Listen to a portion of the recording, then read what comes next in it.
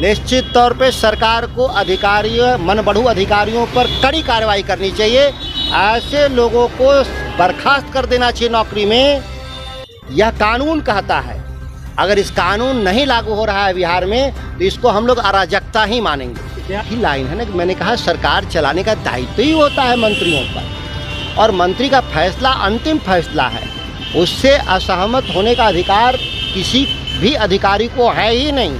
अगर कोई ऐसा कृत्य करता है तो अनुशासनहीनता माना जाता। मंत्री चंद्रशेखर यादव जी जिन सवालों को लेकर के खड़ा किया है उस सवालों से मैं तो सहमत हूँ ही, इसमें कहीं दो राय नहीं कि जो उन्होंने कहा है उससे 100% मैं सहमत हूँ व्यक्तिगत तौर पे। और सच भी यही है कि सरकार चलाने का दायित्व कैबिनेट को है, मंत्रियों को है, और इस मामले में जब भी मतभिन्नता होगी तो माननीय मंत्री की ही फैसले को अंतिम माना जाना चाहिए और इसका समर्थन करना चाहिए लोगों को। लोकतांत्रिक अगर हम राज चला रहे हैं तब, नहीं अगर लोकतांत्रिक राज नहीं है बिहार तो फिर जुदा सवाल है।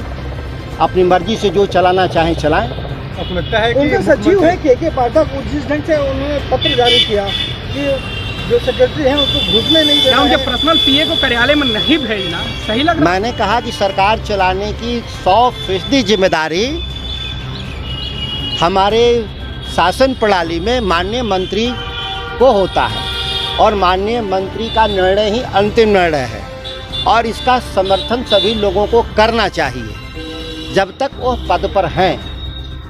लगता है कि 2 दिन से सुशील मोदी बोल रहे हैं कि जानबूझ के आरजेडी के जो मंत्री कोटे के हैं उन पर नीतीश कुमार से अधिकारी बैठा देते हैं जो परेशान करते हैं। अब कुल मिलाकर के उन लोगों को जो भारतीय जनता पार्टी के मंत्री थे कौन ठंडा करवा रहा था वो बेहतर उनको अनुभव है। फिर भी वो 15 साल सरकार चलाए, मुख्यमंत्री के साथ भारतीय जनता पार्टी के लोग जिस विचारों को लेकर के सुशील मोदी जी कह रहे हैं तो उस विचारों के साथ 15 साल सरकार चलाए तो उनका तो आरोप और प्रत्यारोप को तो हम लोग यही मानते हैं कि वो ईर्ष्या में कहते हैं।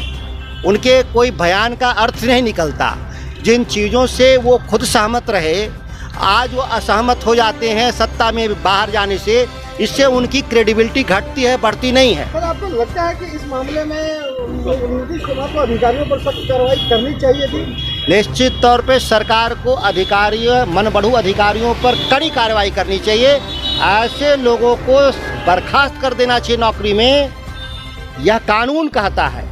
अगर इस कानून नहीं लागू हो रहा है बिहार में तो इसको हम लोग अराजकता ही मानेंगे। बिहार में क्या लग रहा है अफसरशाही बढ़ गई है क्या? बढ़ गई है, ये कोई नई बात हो रही है क्या?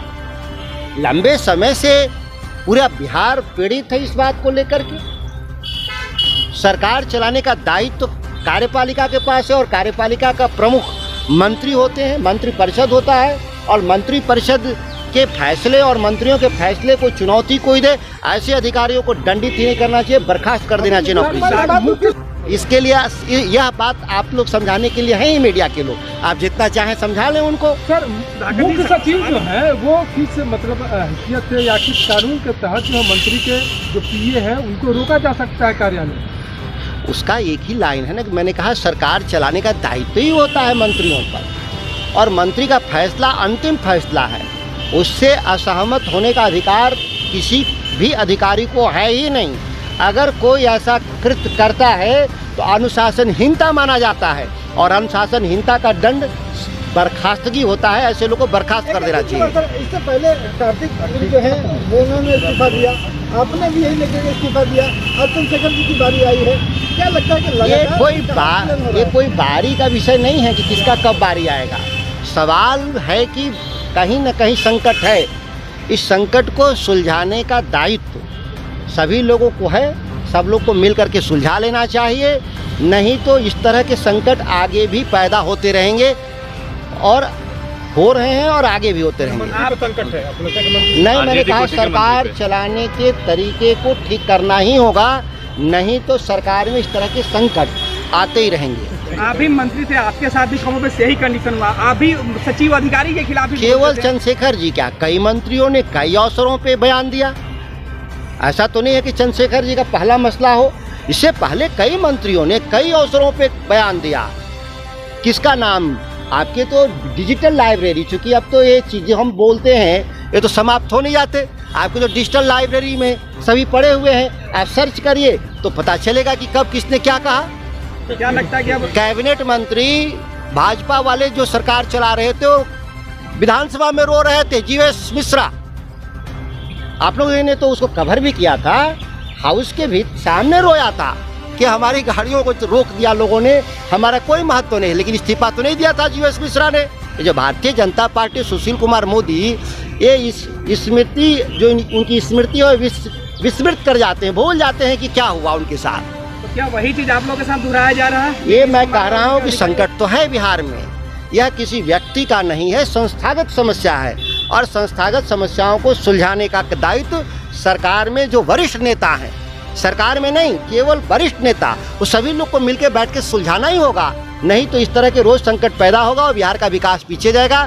बिहार के लोग हतप्रभ हैं कि अब हमारे पास क्या विकल्प है।